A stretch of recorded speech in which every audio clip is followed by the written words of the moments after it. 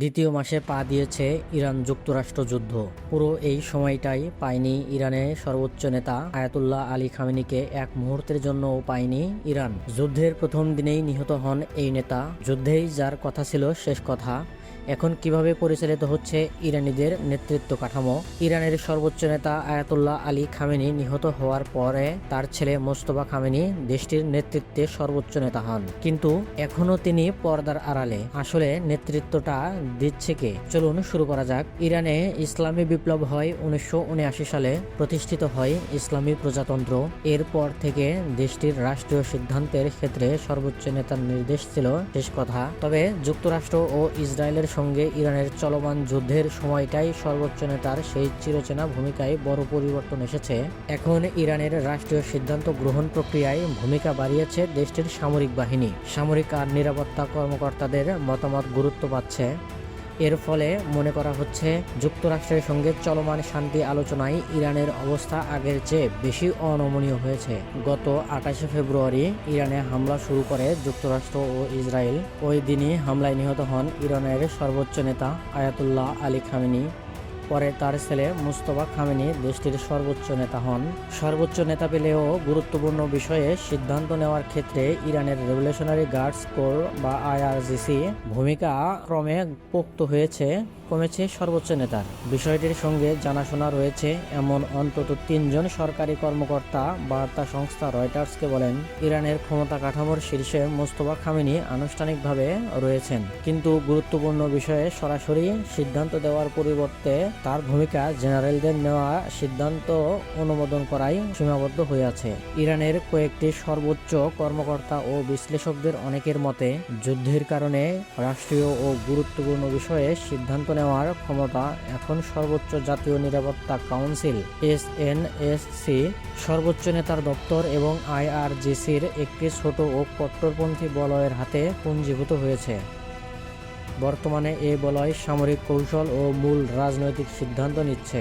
ইরানি রাজনৈতিক বিশ্লেষক আরশ আজিজি বলেন, গুরুত্বপূর্ণ সিদ্ধান্তগুলো সম্ভবত তার বা সর্বোচ্চ নেতার মাধ্যমে চূড়ান্ত হচ্ছে, কিন্তু তিনি জাতীয় নিরাপত্তা কাউন্সিলের সিদ্ধান্ত নাকচ করতে পারছেন বলে মনে হচ্ছে না।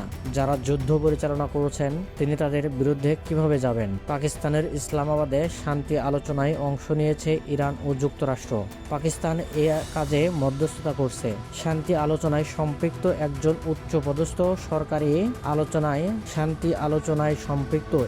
উচ্চপদস্থ পাকিস্তানি সরকারি কর্মকর্তা নাম প্রকাশ না করে বলেন, ইরানিদের মতামত জানানোর গতি বেশ ধীর স্থির। অবস্থা দেখে মনে হয় সিদ্ধান্ত নেওয়ার মতো একক কাঠামো দেশটির নেই। মাঝে মধ্যে কোনো বিষয়ে তাদের মতামত জানাতে 2-3 দিনের বেশি সময় লেগে যায়। তবে চুক্তিতে পৌঁছানোর ক্ষেত্রে তেহরানের অভ্যন্তরীণ কোন্দল বাধা নয় বলে মনে করেছেন বিশ্লেষকদের অনেকে। তাদের মতে যুক্তরাষ্ট্র ও ইরানের চাওয়ার মধ্যে বিস্তর ফারাক রয়েছে। ওয়াশিংটন যা দিতে চায় তাতে তেহরানের জেনারেল রাজি নন, এটাই বড় বাধা।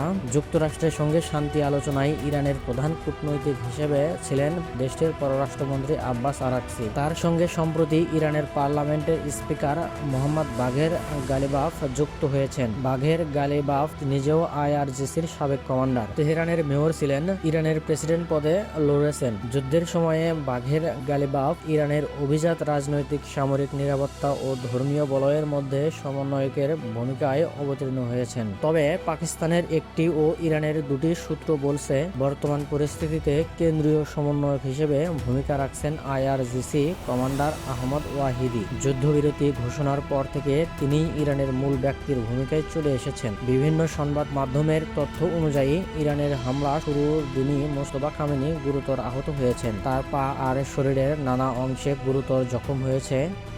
আহত অবস্থায় সর্বোচ্চ নেতা হয়েছেন তিনি, কিন্তু এরপর থেকে মোস্তফা খামেনি এখন পর্যন্ত জনসমক্ষে আসেননি। নতুন সর্বোচ্চ নেতার ঘনিষ্ঠ মহলের 2 জন রয়টার্সকে জানান, নিরাপত্তার কারণে মোস্তফা খামেনি আইআরজিসির সহকারীদের মাধ্যমে অথবা সীমিত অডিও লিঙ্কের সাহায্যে সংশ্লিষ্ট ব্যক্তিদের সঙ্গে যোগাযোগ রাখছেন। যুদ্ধ পরিস্থিতিতে রাষ্ট্রীয় সিদ্ধান্ত গ্রহণ প্রক্রিয়া সম্পর্কে জানতে ইরানের পররাষ্ট্র মন্ত্রণালয়ের সঙ্গে রয়টার্সের পক্ষ থেকে যোগাযোগ করা হয়েছিল।